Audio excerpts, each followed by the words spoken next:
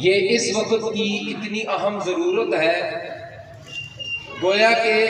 اس وقت ان مظلوم فلسطینی بہن بھائیوں کے لیے آواز بلند کرنا یہ ہمارا مذہبی اور ایمانی فریضہ بنتا ہے۔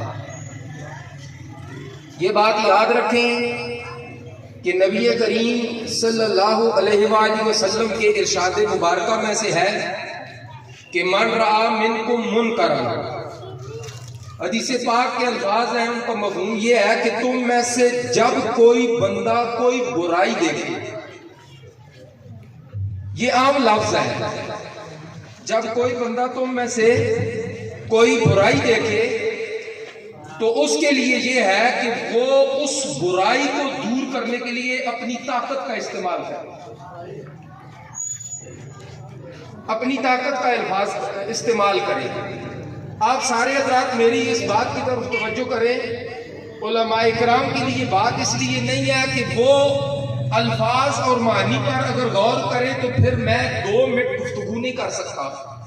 سینئر حضرات موجود ہیں، لیکن سادہ لفظوں میں بات اس لیے کرتا ہوں کہ بڑے تو بڑے ہیں، یہ جو چھوٹے بچے ہیں ان کو بھی یہ بات سمجھ آ جائے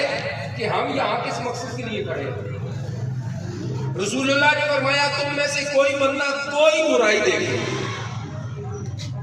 تو اس کو روکنے کے لیے، اس کے دفاع کے لیے، اس کو دور کرنے کے لیے طاقت کا استعمال کرے۔ اگر وہ طاقت کی استطاعت، ہاتھ سے روکنے کی استطاعت نہیں رکھتا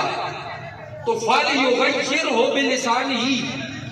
پھر اسے زبان کے ذریعے وہ دور کرنے کی کوشش کرے۔ اور اس کے بعد تیسرا مرحلہ بھی بتایا، فرمایا کہ کبھی کبھار حالات ایسے پیدا ہو جائیں گے کہ حق کی آواز کو دبا دیا جائے گا، حق بولنے والوں کے گلوں کو گھونٹ دیا جائے گا، تو اس وقت کیا کرے؟ کیا پھر برائی کے ساتھ راضی ہو جائے؟ کیا پھر برائی کرنے والے کو اچھا سمجھنا شروع کر دے؟ کیا پھر برائی والوں کو کچھ سمجھنا چھوڑ دے؟ فرمایا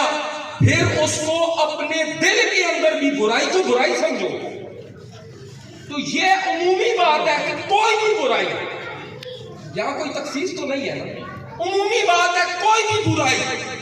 چاہے ایک چھوٹا سا بچہ کوئی ایسا کام کر رہا ہے،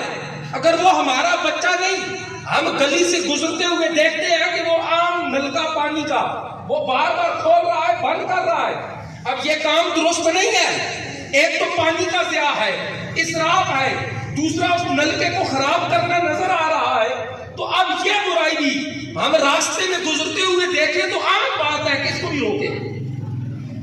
لیکن یہ عام بات ہے جب یہ ایک سے دوسری تیسری درجہ بدرجہ اوپر جائے، تو جب بات لفظوں سے بڑھ کر ظلم تک آ جائے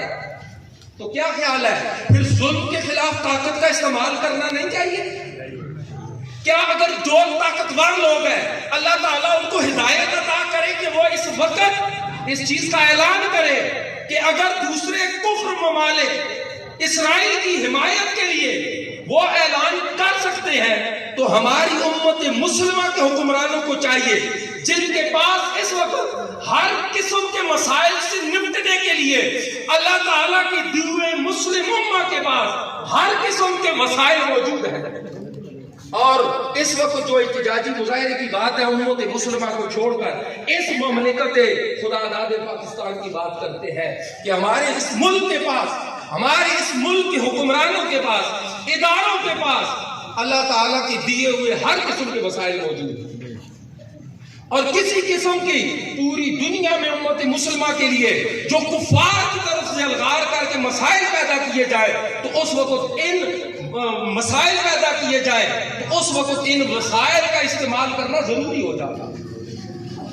آج ہم بھی احتجاج کریں، مظاہرہ، یہ نہیں ہونا چاہیے، اور ہمارے بڑے بھی اگر وہ اعلان کہنے سے ڈرتے ہیں تو اپنے کمروں میں بھی بیٹھ کر یہ کہنے سے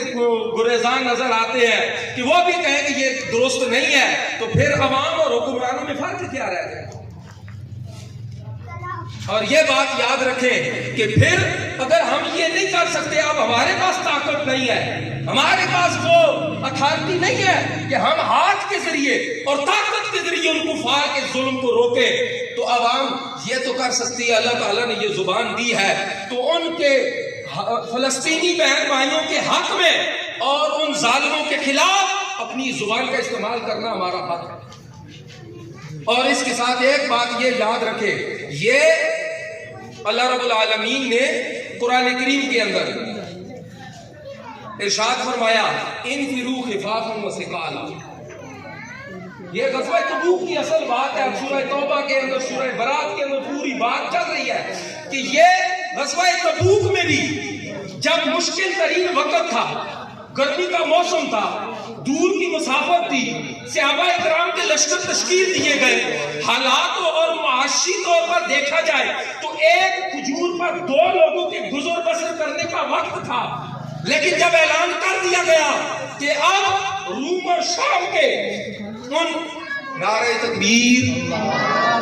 نعرہ رسالت، نعرہ حیدری، حضرت علامہ مولانا پیر سعید احمد مجددی صاحب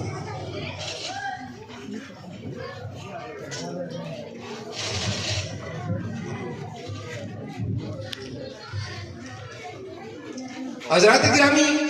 توجہ اس طرح کریں، بس اپنی بات کو اختتام مزید کرتا ہوں کہ اللہ رب العالمین نے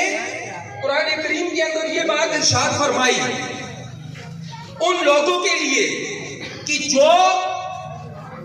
کفر سے ٹکرانے کے معاملے میں سستی کا مظاہرہ کر بیٹھے،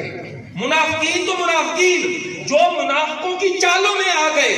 لیکن اللہ رب العالمین نے فرمایا کہ تمہیں ہر حال میں نکلنا چاہیے، ہر حال میں، تمہارے لیے وہ مشقت کا ٹائم ہو یا تمہارے لیے آسانی کا وقت ہو۔ پھر مفسرین نے واضح طور پر اس کی بہت ساری تفاسیر کی ہے، مفسرین نے بڑی تفصیل سے ساتھ باتیں لکھی ہیں، لیکن فرمایا کہ خفافاً اور ثقالا سے کیا مراد ہے؟ فرمایا کہ تمہارے لیے مشقت ہو یا آسانی ہو، پھر بھی تم کفار کے مقابلے میں نکلو۔ فرمایا تمہارے لیے معاشی مسائل سامنے ہو، پھر بھی نکلو۔ اگر تمہیں خوشحالی کا وقت میسر آئے پھر بھی نکلو، تمہیں صحت میسر ہے پھر بھی نکلو، بیماری میں ہو پھر بھی تمہارے لیے نکلنا لازم ہے۔ اور فرمایا کہ تمہیں کوئی مجبوری ہے اس وقت بھی نکلنا تمہارے لیے ضروری ہے۔ اور فرمایا ایسے گھروں سے نہیں نکلنا، فرمایا کہ جو اللہ کا مال دیا ہوا ہے، اللہ کی جان دی ہوئی ہے، مال اور جان دونوں کے لیے اللہ کے راستے میں نکلو۔